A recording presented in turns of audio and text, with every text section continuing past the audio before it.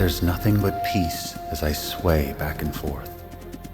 I'm in the saddle of a horse.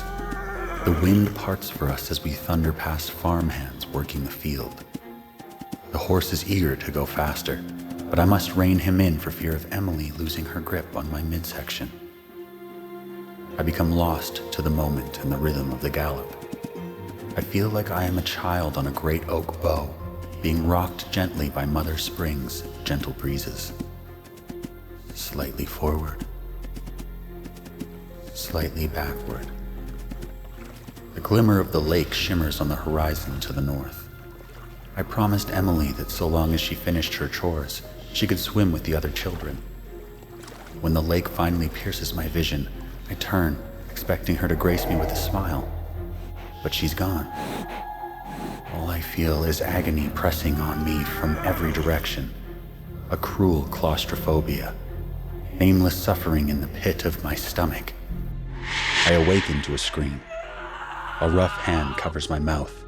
"You're all right," the voice says to me in the darkness. The screaming abruptly stops. There's a wetness behind my ears and I realize I'm bleeding. It feels like someone is repeatedly stabbing me in the eye. The source of my pain exists on the right side of my forehead. I can't see the gash, but it's like my heart pumps blood just to leak it out. The rumbling seesaw of movement feels familiar. I'm on a train. Again.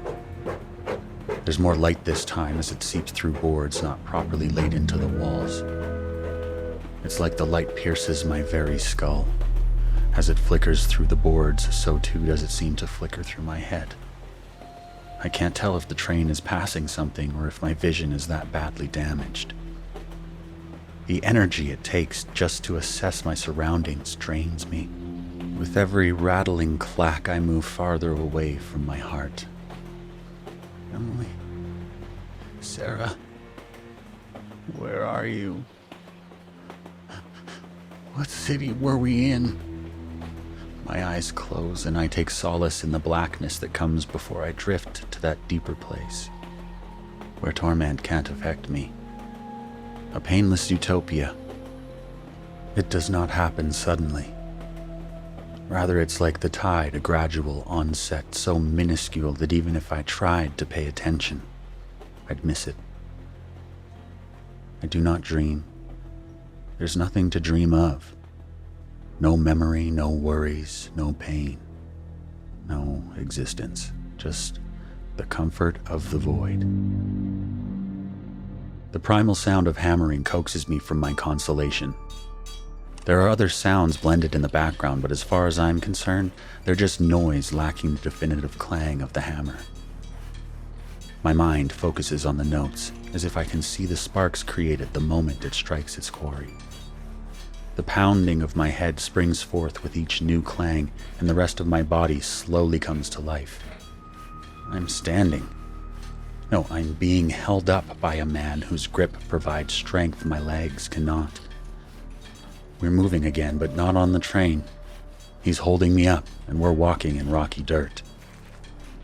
I stare at the man, trying to adjust my eyes, and I can tell he's saying something to me, but his voice just blends into the sounds. All I hear is the sledgehammer. 1 turns to 2, 2 to 3, then dozens. They sound different. Some fall hard while others fall soft. You can hear the contrast in the notes they make. Where are they? I try to speak out loud. Instead, all that my lungs can suffice is a breathy sound that no human would be able to make sense of. The man who holds me gently starts to shake me. I can tell he's trying to get me to pay attention, but I do not understand his words. That's when I see them. Nearer to the horizon than me, hundreds of men working on an unfinished railroad that snakes between rounded yellow-green hills. Some men lift sledgehammers over their heads and strike downward with force. Others use shovels to pack dirt in the necessary spots. They're all dressed the same, plain white shirts with beige, muddy pants. Calican guards sit atop horses to watch their progress. like vultures after a host of soon-to-be carcasses.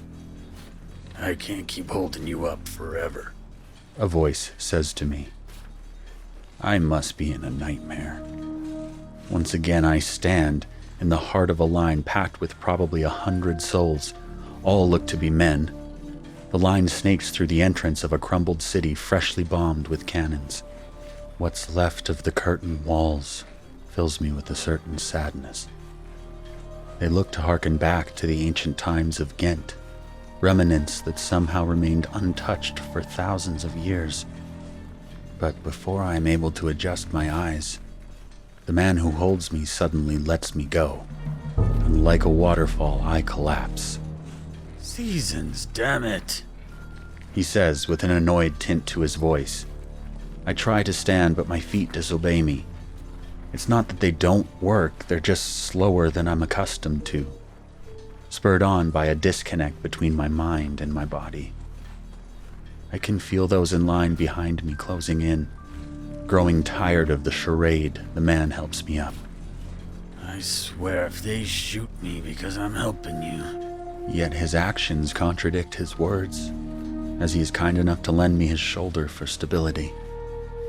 I'm about to thank him, but a greater fear takes precedence. Sarah. Emily. What's the name of the city we just came from? I try to gesture to the train, but again my words come out broken, and the question flows past him. With my vision almost back to normal, I see that he's an older gentleman with green eyes. He's almost completely bald, the only remaining remnant of gray hair sprouting from the sides of his head. Where am I? His brow furrows in concentration as he listens intently to my question. The front, he says, looking around, clearly worried to be talking to me. What? What front? The city. What was the name of the city where they split us from our families? Frustration creeps into his features, giving him the look of a weathered father tired of being asked the same question by a child. I don't know. I just saw you were going to be left behind on the train, so I grabbed you. If you can't get off the train, they just shoot you. I'm about to ask another question, but he continues. Look, the best thing you can do right now is shut your mouth, open your ears, and keep your eyes straight ahead. We've made it into the broken teeth of the fallen city, and I see that it's not just buildings that have been bombed out, but people as well. Men wearing white shirts move hurriedly throughout the skeleton of the city, working together to pick up fallen bodies underneath the rubble from the bombardment. A pair closest to us lift a vacant-eyed woman not much older than my wife. As they carry her past, I can't help but look into her lifeless gaze. It's like someone took away the thing that made her human and replaced it with emptiness. The burden of the body proves to be too heavy, and one of them accidentally drops her near a group of Calican soldiers who sit smoking and drinking coffee. You spilled my coffee, prisoner. You know what that's going to cost you. One of the soldiers stands, hand reaching for his bayoneted gun. These soldiers are different from the ones that I saw in the city where my family was taken. Whereas the ones we saw previously wore fresh uniforms of bright colors, these wear near identical blue and gray garb, save their foraging caps, which they have swapped with helmets. Most of their helmets have been poked and dented by bullet holes. The men with the white shirts find themselves on their knees, begging for forgiveness. I'm unable to catch the end of the exchange because we continue our trek through the destitute city. The line does not follow a road. Rather, there is no road that can be seen. It has been completely blanketed with shattered pieces of wood and brick. About every 10 fathoms, a group of soldiers sits together. 2 usually, sometimes 3. Some try to sleep, while others drape blankets over their shoulders, rifles peeking out. A sharp pop echoes in the sky, and the progress of our line is immediately stalled.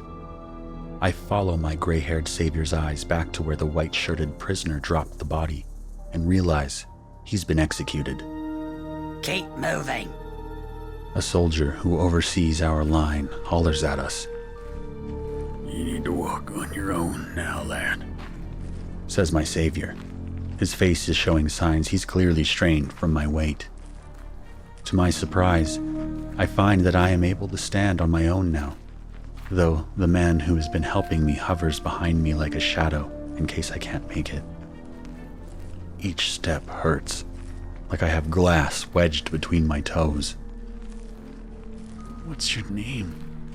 I ask my savior. Caleb. My wife, I manage, and my daughter. This line of inquiry irks Caleb. Stop. He hisses. Don't draw attention to yourself. And if you must, do me the kindness of not drawing attention to me. Someone must know where they are. I need to think. There needs to be some identifying landmark that I can use to help jog my captured countrymen's memories. But all I can remember is the look on my daughter's face as the handkerchief I gave her was snatched from her hands. Think. Damn it. I need to think. That woman. That disgusting old woman who screamed to the guards. This is her fault. I hope they kill her. I feel shame. The thought is hollow. Panic sets in. I tremble and become acutely aware of my heartbeat. Why didn't I pay better attention to the city? A hand grasps my shoulder. The only thing you need to worry about right now, Caleb says. is standing on your own 2 feet. I look down and realize I'm barefoot. What happened to my boots? I take a quick look around and recognize that I'm the only person in line without any type of footwear. Someone stole them. My initial reaction is to scan Caleb, but he holds nothing in his hands. His own shoes are shoddy and full of holes. What looks to be a Calican officer shouts orders to us as we approach a very large brick building that's still somehow intact. When you get inside, strip off your clothing. Hold on only to your shoes. For the first time since regaining consciousness, I get an up-close look at the conscripts in the white shirts, the ones not marching in our line. Something is odd about them. Each of them bears a mark on a different part of his body, though I am unable to get a good look. They work with the Calicans to usher us into the building. There's a certain weariness to their actions. They won't make eye contact with us and instead focus on whatever task to which they have been set. As we come closer and closer to the building, I notice that the men in our line are removing their clothes before entering. The clothes are tossed into 2 piles at the base of the building. New jackets, sweaters, and pants in one pile, and old garments that look like rags in the other.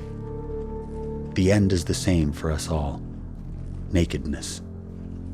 Doing my best to not feel ashamed, I shiver, both from the beginnings of Brother Autumn's chill and from the fear of what awaits in the building. Some choose to wear their shoes while meeting their fates, while others prefer to hold them in hand. Upon entering the building, we become enveloped by darkness. Not true darkness, but it still shocks me when contrasted with the light outside. My eyes adjust, and the candlelight from lanterns in the building reveals a long corridor. Yet, where I expect there to be dozens of doors, there are none, save the one at the end of the hall. Silence pervades, and my feet feel a cold slab beneath my toes. I bite my lip so that my teeth stop chattering. Is that what's happening here?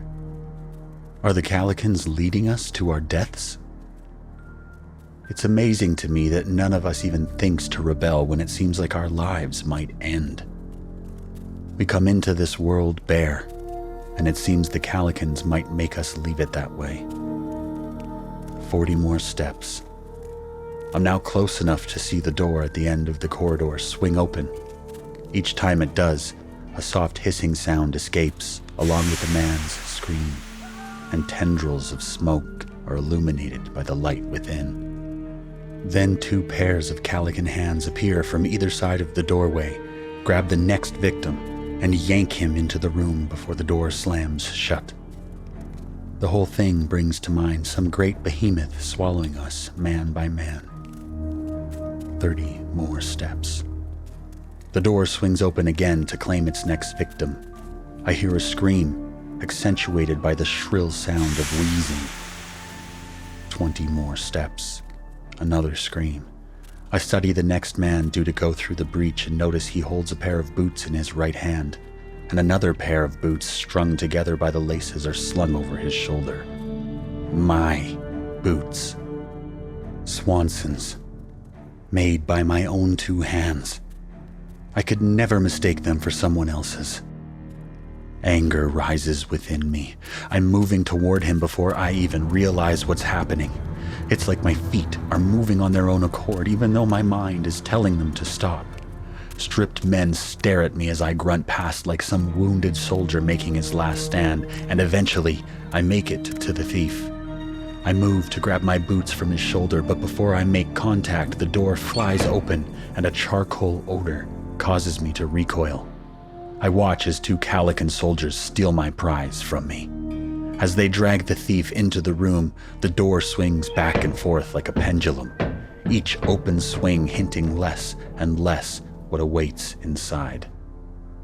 Every fiber of my being tells me to retreat from this place, and I slowly back away. What was I thinking? Why didn't I have this kind of courage when it mattered most? A memory of the man with the hole in his head is summoned, and I realize that courage isn't an asset. It's better not to stand out, like Caleb said. The man behind me pushes me after I accidentally collide with him. Another scream. I'm next. I'm at the front of the line. Once again, the door swings open and the 2 Calican soldiers grab me by the arms. They are opposites of one another. One is clean-shaven and dark-skinned. The other is fair and sports the onset of a bright red beard. The movement happens so quickly that I am almost unable to process it. My natural reaction is to dig my feet into the ground, to use my heels as anchors so that I can fight against my fate, but the strength of these men is remarkable. They drag me from the dark of the corridor to the light of the room, and my senses are overwhelmed. The hissing is there, and I can feel the warmth of a fire on my face. A third figure stands with his back to me, and before he can turn to reveal his face, the other 2 slam my head onto a table, holding my wrists still at my sides. What you reckon happened to his face? The bearded one remarks. Don't know. Poor wretches. Makes you wonder why they don't just have us kill them. The clean-shaven one responds. I doubt this one makes it past a few weeks. The third figure moves over to what looks to be a large barrel of water and pulls a black branding iron from inside. I recognize the symbol at the end of the iron. Everyone in Seneca would. It is the Gamadon, the slave mark of ancient Calican lore. I struggle and flail in vain against the 2 soldiers. Keep him still, The brander says. He digs the branding iron into the embers, and I watch as the symbol gradually comes alive before my eyes with that orange glint only flames can provide. After what feels like an eternity, the one in charge of branding removes the white-hot metal from the fire. He shuffles behind me. I can feel the heat upon the back of my neck as the brander approaches. The pain is unlike anything I've ever experienced before. I hear the searing sound a second before my skin first itches, then burns, then rips away. I can feel my skin stick to the branding iron as he peels it away from the back of my neck. A blank patch of skin replaced by a mark of shame and bondage. There. I can hear a perverse glee in his words. Now you're a proper prisoner.